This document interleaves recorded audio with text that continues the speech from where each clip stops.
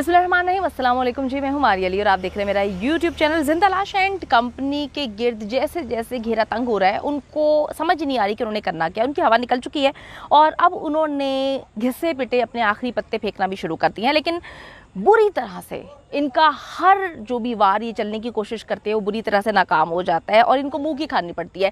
7 साल के बच्चे से लेके 50 साल की मासी तक सब के सब जो है इन लोगों ने इंटरव्यू देने की कोशिश की, बल्कि मासी मुसीबतें कहना चाहिए, क्योंकि जितनी बातें उन्होंने की तमाम तर तजादात से भरी हुई थी और उन्होंने अजीबो गरीब किस्म की बातें की जो मेरी समझ से तो बालातर है।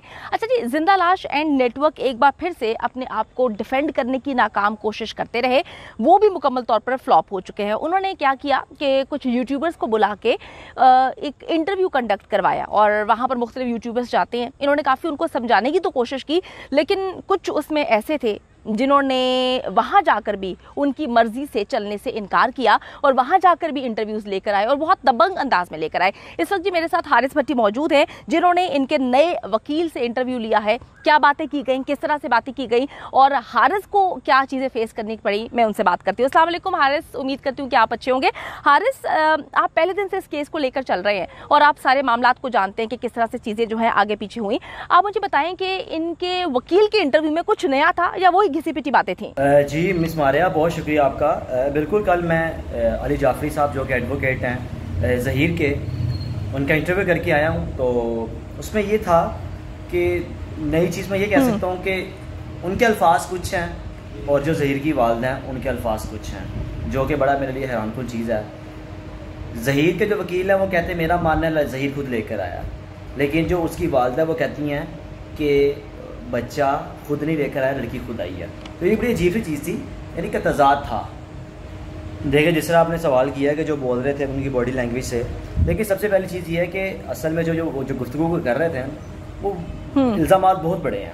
इल्ज़ामात से मुराद ये है कि डॉलर्स के लिए मेहदी साहब ऐसे कह रहे हैं, जो कि मेरे लिए मैं समझता हूँ कि जितना मैं मेहदी साहब को जानता हूँ ना, ये बात उनकी ये समझ में नहीं आई। अवल तो काफ़ी बातें ऐसी हैं, लेकिन जो ये बात है कि वो बच्ची से पैसा कमा रहे हैं, इतनी हैरानकुन चीज़ थी मेरे लिए। मैं बड़ा हैरान हुआ कि किस तरह की ये गुफ्तगू इन्होंने की है कि वो पैसे के लिए कर रहे हैं। मुझे दुआ ने खुद बताया, हाँ दुआ ने ये ज़रूर बताया होगा बच्ची ने कि मेरे वालिद डॉलर्स में कमाते हैं। वो तो खुद बता चुके हैं मेहदी साहब कि भाई इवन कि अपना बिजनेस सिखा चुके हुए हैं कि मैं अमेरिकन कंपनी के साथ फ्रीलांसिंग जॉब करता हूँ, तो मेरा ज़रिया माश ये है। तो लेकिन अगर आप उस ज़रिए माश को इस सेंस में ले आए कि पेपाल और ये है, पेपाल तो पाकिस्तान भी आए नहीं है, लेकिन ये वो चीज़ें थी जो मेरे लिए बड़ी हैरानकुन थी। हारिस, इस तरह के इंटरव्यूज अब इस वक्त पे करवाना, अब तो मामला बहुत मुख्तलिफ हो चुके हैं। जब इन्होंने सामने पहले आना चाहिए था इनको, जब पूरा पाकिस्तान इनको ढूंढ रहा था, उस वक्त तो ये लोग गायब थे। तो इस टाइम में आके इस तरह के इंटरव्यूज देने का क्या मकसद हो सकता है?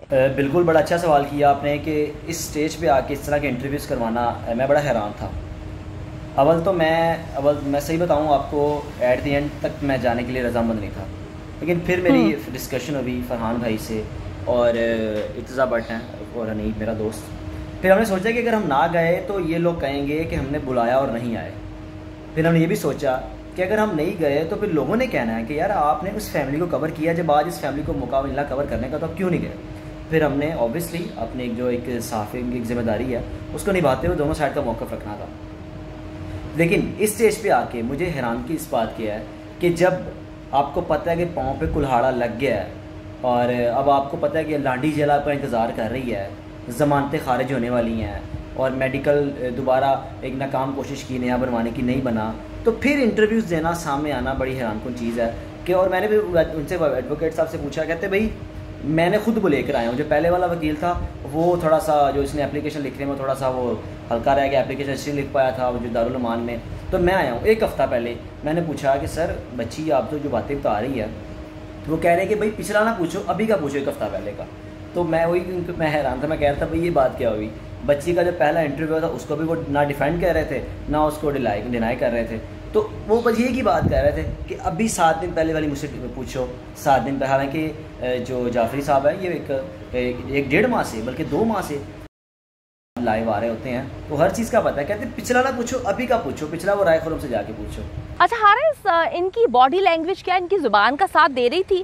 क्या लगता है आपको कि इनको काफ़ी कुछ पता है? क्योंकि जो बयानियाँ इस वक्त नेटवर्क यूज़ कर रहा है, वो लोग यूज़ कर रहे हैं, क्या इनको सारी अंदर की बातें पता है? देखिए, पहले राय खुरम साहब का भी इंटरव्यू मैंने लिया हुआ है और मेरे लिए एक तो शॉकिंग न्यूज़ ये थी, मैंने जब उनसे कल सवाल किया कि राय खुरम की तरह, कहते भाई वो पीछे हट गए हैं, केस मेरे पास आ गया।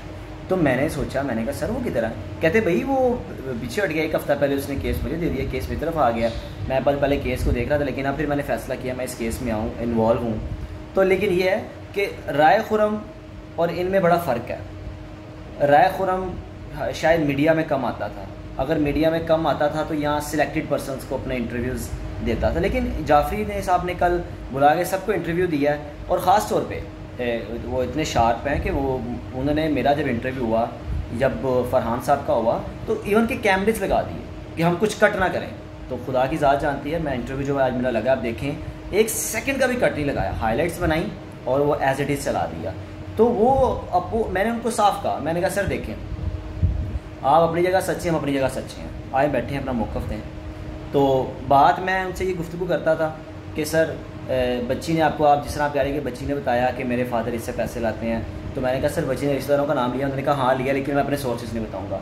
तो मैं हैरान कि भाई ये क्या बात हुई, आप मीडिया में बताओ, ये तो बहुत बड़ा पॉइंट है कि बच्ची ने फलाने रिश्तेदार का नाम लिया है, उस रिश्तेदार के ज़रिए पैसे आते हैं, उसने बताया कि इसका बाप ये काम करता है। तो ये वो चीज़ें थी कि मेरे ख्याल में शायद उनका जवाब नहीं था, तो आए बाएँ शाएँ होती। बहुत शुक्रिया जी, हारिस भट्टी मेरे साथ मौजूद थे।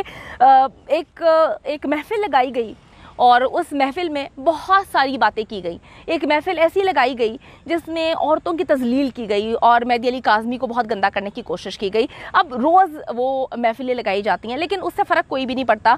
आवाम के सामने बहुत सारी चीज़ें खुल के सामने आना शुरू हो गई। ये चीज़ अच्छी है कि अब उन्होंने अपना नैरेटिव पेश किया, लेकिन उनका नैरेटिव पेश करने में जो है 3.25 महीने लग गए। जो चीज़ें बहुत पहले सामने आनी चाहिए थी, अब इन चीज़ों का सामने आने का कोई मकसद नहीं है और इनकी बातों में इतना तजाद आ चुका है। इनके पहले वकील ने जो बात बताई उसमें तजाद था, ज़हीर ने जो बातें बताई, शबीर ने जो बातें बताई, इनकी वालिदा जो कहानियां सुना रही है और इनके ये वाले वकील, इन सारी बातों में जो है बहुत ज़्यादा तजाद है। इसमें कहीं पर भी मैं ये नहीं कह सकती कि इन सारे लोगों की बातें मैच हो रही हैं।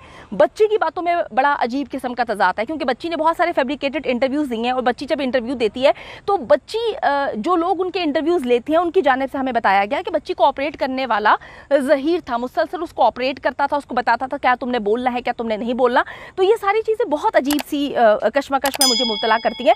और अगर देखिए जी, यूट्यूबर्स को बुलाना है तो आपको फिर सबको बुलाना चाहिए। अगर जैसे मैं अपनी बात करूं कि मैं भी चाहती हूं कि मैं दुआ ज़हरा का इंटरव्यू लूं, मैं भी ये भी चाहती हूं कि मैं उनके वकील का इंटरव्यू लूं, मैं ये भी चाहती हूं कि मैं उनकी वालदा का इंटरव्यू लूं, लेकिन वो इंटरव्यू मैं अपने अंदाज से लूँगी। वो इंटरव्यू में इनके बताए हुए सवालात से नहीं मैं अपने आप को सेटिस्फाई कर सकती। और जो आवाम मुझे फॉलो कर रही है 3.25 महीने से, मुझे जो आवाम फॉलो कर रही है, मैंने उनको भी सेटिस्फाई करना है। उसको सेटिस्फाई करने के लिए डेफिनेटली मुझे अपने अंदाज में जो मेरे और आवाम के दिमाग में सवालात हैं, हमें उसके जवाबात चाहिए।